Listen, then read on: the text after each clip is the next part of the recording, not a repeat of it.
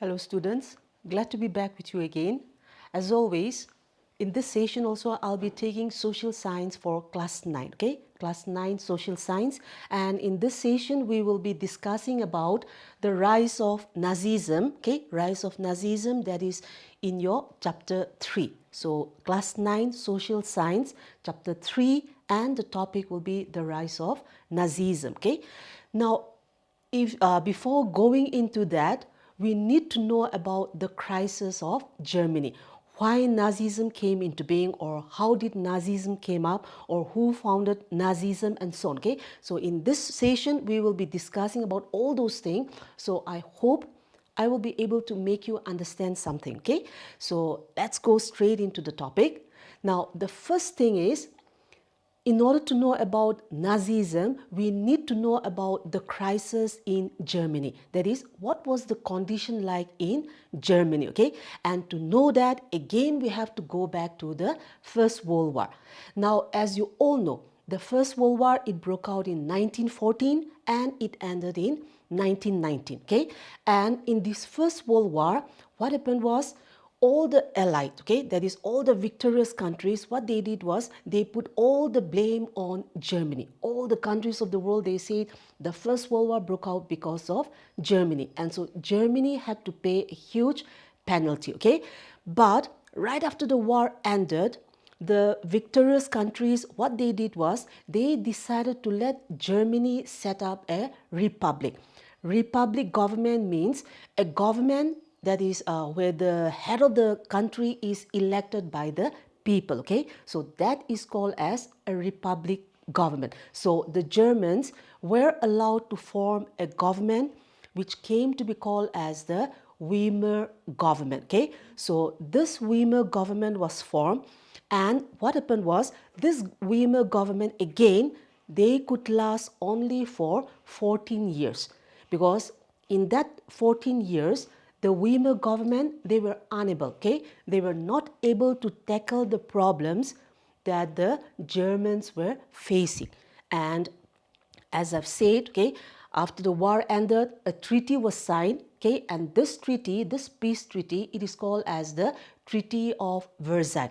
And this Treaty of Versailles, it was signed in 1919, and this ended the First World War, okay? And with this treaty, what happened was, if you look at the proposal, right now in your textbook, the proposals are not written there, okay? Because we are just briefing you. But if you go to higher classes, you will be studying about the proposal. And that is, in the proposal, what the victorious countries did was, they put all the blame on Germany. So one proposal was, the Germans, they were demilitarized. That means Germany was not allowed to have more than one leg of army. This is to make sure that they don't start another war, okay? Then another proposal was, she had to pay a huge war indemnity. War indemnity means money paid to the victorious country, because the victorious countries, they say that it was Germany who started the First World War. So that is called as the war indemnity, okay? So Germany also had to pay the war indemnity. Then her Rhineland, okay? Rhineland, that is the one of the most resource-rich place in Germany. And this place was again occupied by the victorious country. And in this treaty, the Germans, even though they felt so humiliated, okay, even though they don't want to sign it, they had to, because the whole blame was put on them. So the Germans, they had to sign the Treaty of Versailles. But what happened later was, nowadays, okay, historians, they said the Treaty of Versailles, it sowed the seeds for the Second World War, because of this Treaty of Versailles, which was signed by the Germans, they felt so humiliated, okay? They felt so humiliated, betrayed, and so on. And so later on, when Nazis came up, that is, we all have heard about Nazim, and when we say Nazis or Nazism, we all know it is automatically related to Adolf Hitler, okay, the man Hitler, okay. So Hitler, he played on the emotions of the Germans, and this is how Nazis came into being, okay. So the Weimar government, they could not last long, because they were unable to tackle the problems that the Germans were facing. So after 14 years, the Weimar government or the Weimar Republic, it came to an end. Then what happened was in 1923, okay, the Germans, they again faced the worst inflation. Inflation means where the prices of the commodities, it goes up and down, okay? One day it will be very high, costing high price. The next day it may come down. So going up and down of the prices of the goods is called as inflation. And the Germans, they faced the worst inflation in 1923. And this greatly again affected the currency, okay, the value of the Germans' currency. Then after this incident, again they faced the Great Depression, okay, the Great Depression that broke out in 1929. It broke out in 1929 in America, but it affected the whole world, and that is why it came to be called as the Great Depression. So the Germans also, they were affected by this Great Depression, okay? So by now, the Germans, they were suffering so much. Millions and millions of them were unemployed, okay? Every day, millions of people were dying because they don't have food, okay? Starvation. So because of all this problem, now what the Germans felt was, okay, they believed that if they turn towards communism, okay, if they go towards communism, maybe it will be able to help them. So the Germans, they were on the verge of joining communism, okay? But then at that time, a man entered the scene, and that is to do with Hitler, okay? Hitler, Adolf Hitler. He was the one who entered the political scene. When we talk about Nazi, okay, Nazi, that is a political party, okay? It is a political party which was formed by Hitler. So Hitler, he entered the scene, and instead of following communism, what the Germans did was, now they turned towards Nazism because they believed that Nazis will be able to help them, okay? Be able to help them recover their economy and so on. So this is how Nazism came into being, okay?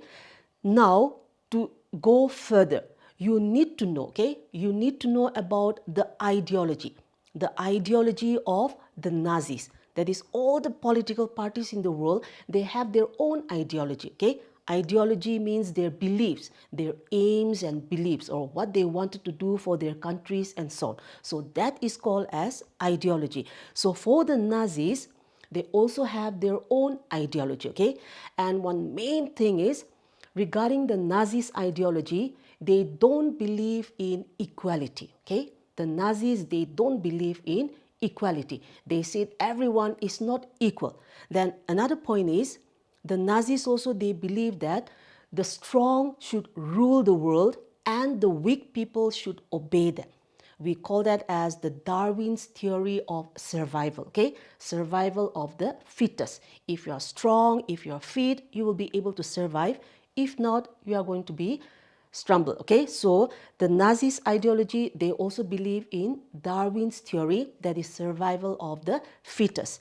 Then another ideology is, they also believe in Lebensraum, okay? Lebensraum, if you translate it into English, it means living space. And what we meant by that is the Nazis, okay? The Nazis, they believe that if they see any country, okay, if they see any country or if they see any open space, it is their right to just go and occupy them, okay? If they see any country that they like or they want, they can just go and invade it, or they can just go and occupy it. So that policy is called as Lebensraum. And this is also one major ideology of the Nazis. And it was this ideology that started the Second World War, which we will be discussing later on, okay? Then another ideology will be the Nazis, okay? They also believe that the Germans, okay? The Germans, they belong to the superior race. They always believe that the Germans were born to rule the world. And their greatest enemies were the Jews, okay? That is what the Nazis believe in. Their greatest enemies were the Jews. So Hitler also, he said that all the evils that had come upon Germany, it was all because of the Jews, okay? And that was the ideology of the Nazis. So they don't believe in equality, they believe in racism, that is one race believing his or her race is the best, okay? Then they hate the Jews, then they believe in Darwin's theory, that is survival of the fittest. Then they also believe in Lebensraum, that is living space. So that is the ideology of the Germans, okay, the Nazis. So looking at this ideology, okay, from here you can make out what type of a person Hitler was, okay, what type of a person Adolf Hitler was. So now let's go into Hitler. What kind of a person was Hitler? Because I'm sure you have seen pictures of him, you have heard stories about him and so on, isn't it? So regarding Hitler, okay, he was such a type of person, because when you look at his ideology, all these were to do with discriminating other people, okay, that is what they believe in. And so Hitler was the leader, so the ideologies came into being because of Hitler, okay. So regarding this man, that is the one who formed this Nazis party, regarding Adolf Hitler, okay. Adolf Hitler, he was such a type of person because if you look at his background, okay, if you look at his background, if you study his background, you will find that he did not come up from a very good environment, okay. His background was not that good. His father was a drunkard, okay. Every day his father used to come home drunk and beat him up. Then his mom also, she was not a very good lady. And so he came up in such a type of person, such a type of situation, that is the reason why he turned out to be such a type of person again. So he came up from a very poor background. Poor background plus the environment was not good, okay? So that is why Hitler turned out to be such a sadist. In one way, people call him a sadist also, because sadist means someone who loves to hurt other people. And Hitler was such a type of person, okay? But again, what happened was he grew up in such a type of person, but then when the war broke out, that is when the First World War broke out, he also went to Munich, okay? He also went to Munich and he got enlisted in the Bavarian Regiment, that is an army, okay? That is the name of an army. So Hitler in 1914, he went to Munich and he joined the Bavarian Regiment. Then after the war ended, he again started his own political party, which came to be called as, it's there written in your textbook, okay, German's National Workers' Party, which later on came to be called as the Nazis, okay. Then he took part also in agitating against the government, and because of this he was arrested, okay. He was arrested and put into prison. Now when he was staying in prison, what he did was Hitler wrote his own autobiography.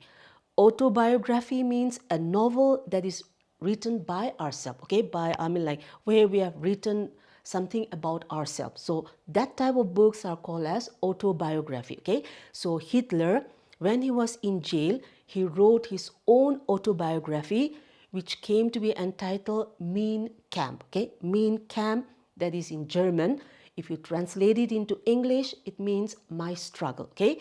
And there, it's a novel, okay, autobiography. So if you go through that novels, you will find that in that novels he had written one sad thing was, in that novels he had written what he was going to do to the Jewish, okay, what he was going to do to the Jewish once he comes out from prison. Because as we have discussed before, one of the main ideology was they hated the Jews, okay. The Jews were considered as the greatest enemies of the Germans. So in this autobiography, he had written what he was going to do to this kind of to this people, like how he's going to cut off their tongue or pluck out their eyes and so on. It's a hideous novels also, if you think about it, okay, because he was such a type of person, and that is why he's also called as a sadist, okay. So that book he wrote it when he was in jail.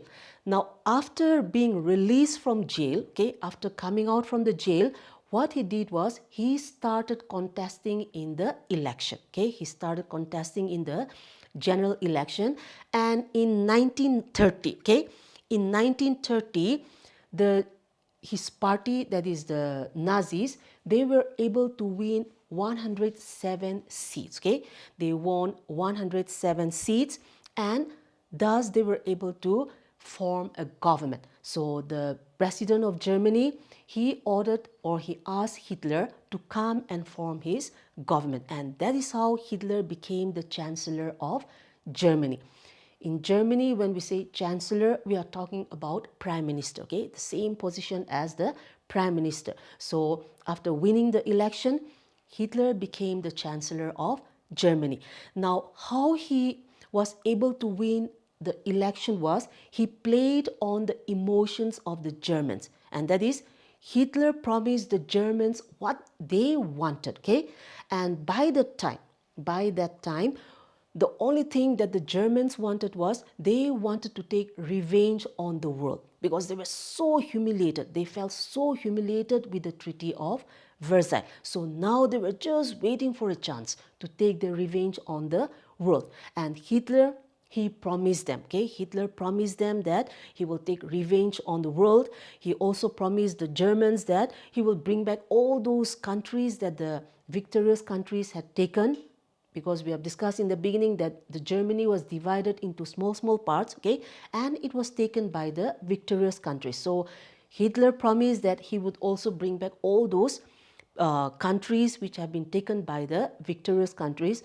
Then he also promised that he will unite all the German speaking people. That means all those people who are speaking Germans, they will all be brought under one umbrella, so to say, okay, under Germany.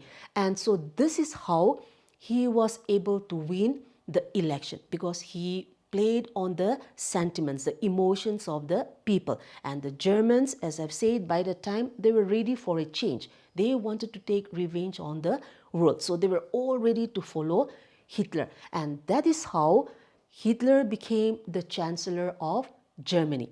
Now, once he became the Chancellor of Germany, he even introduced an act, okay? Everything is written there in your textbook. Please make sure you read your textbook, okay? So that act is called as the Enabling Act, okay? The Enabling Act. So with this act, later on, Hitler, after the death of the President of Germany, who is called as Hindenburg, Hitler, he proclaimed himself as the leader, that is the dictator of Germany. So that is how Hitler became the dictator of Germany, okay? I hope you have understood that far. The remaining part we will continue the next class, okay? That is in the next session. So today we have discussed about Nazism, how Nazism came into being, okay? What are their ideologies? Who was Hitler, okay, and what was the condition of Germany during that time. So all these we have discussed. So I'm begging you again, please make sure you read your textbook, because you're in class 9. So questions, okay, MCQs and the short notes in the board exam, it will be coming from anywhere in the textbook. So you need to be thorough with the textbook. So make sure you read the textbook, and we will see you the next session. So stay safe and be good.